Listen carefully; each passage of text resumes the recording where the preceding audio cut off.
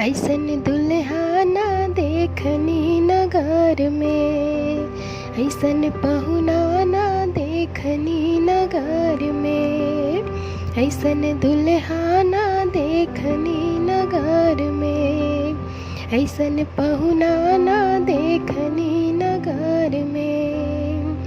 नगर में नगर में नगर में आए हाय नगर में, ऐसन दुल्हा ना देखनी नगर में।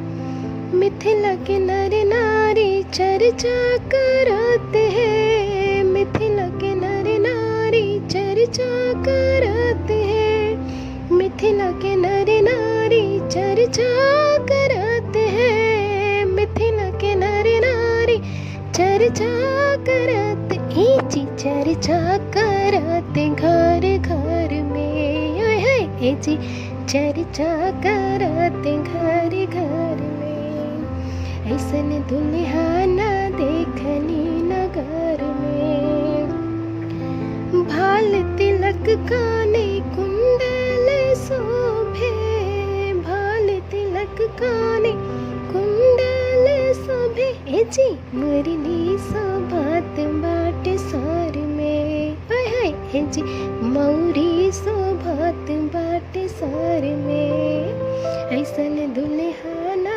देखनी नगर में, ऐसन पहुना ना देखनी नगर में। ऐसन स्वरूप कहीं देखनी ना सुननी, ऐसन स्वरूप कहीं देखनी ना सुननी, ऐसन स्वरूप कहीं देखनी ना सुननी, ऐसन स्वरूप कहीं देखनी ना सुननी। ए जी सागर समाइल घर में, ए जी सागर समाइल घर में। ऐसन दुल्हा ना देखनी नगर में, ऐसन पहुना ना देखनी नगर में।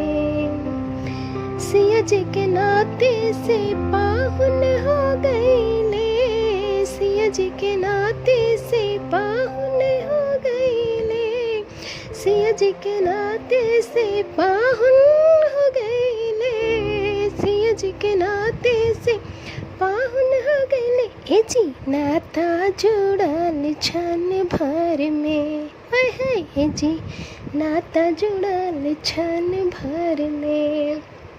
ऐसन दुल्हा ना देखनी नगर में, कहता है लोगवन से अब नानी कसी है, कहता है लोगवन सब अब नानी कसी है, कहता है लोगवन सब अब नानी कसी है। ए जी गड़ गईले भीतरी नजर में, ए जी गड़ गईले भीतरी नजर में। ऐसन दुल्हा ना देखनी नगर में, ऐसन पहुना